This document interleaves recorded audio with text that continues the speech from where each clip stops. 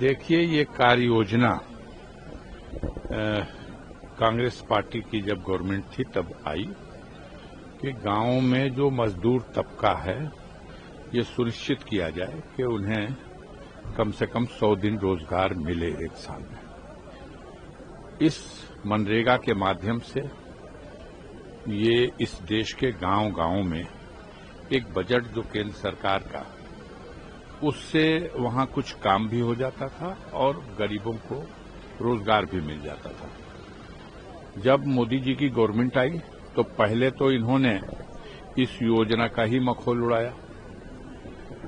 इनकी इच्छा ही नहीं है कि ये योजना आगे रन करे या इसमें और क्या कमियां हैं, और वो 365 दिन रोजगार मिलने लगे गरीब को।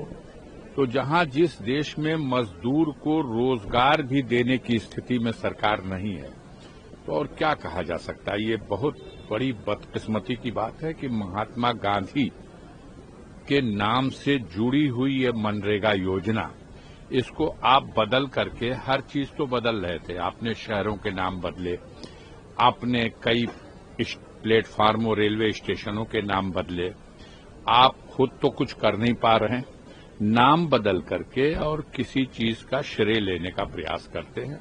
अब इसमें केंद्र सरकार के बजट के साथ स्टेट के ऊपर कर दिया कि स्टेट के लोग भी इतने % बजट उसमें देंगे।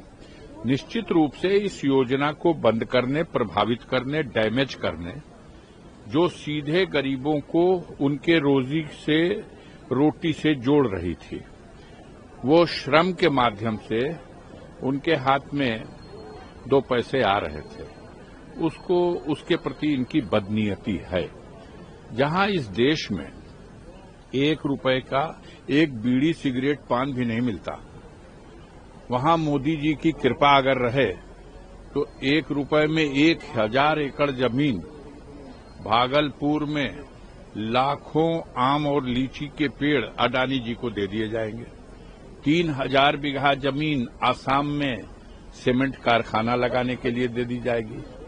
लाखों वर्ग मीटर जमीन महाराष्ट्र के नवी मुंबई में उनको सौगात में दे दी जाएगी। सारे देश के हवाई अड्डे, रेलवे स्टेशन, ये सब जंगल, जल, सब कुछ तो उनको दिया जा रहा। और दूसरी तरफ गरीबों को रोजी रोजगार देने की स्थिति में नहीं है, उनको मजदूरी करके अपने मेहनत की कमाई के लिए एक छोटा सा साधन था, इस साधन पर भी आपकी निगाह पड़ गई। पूरे देश की जनता, खास तौर से गरीब वर्ग, इनकी इस नीयत और नीति से बहुत ही प्रभावित हुआ है। और महात्मा गांधी का नाम हटाना भारत में लोग स्वीकार नहीं करेंगे।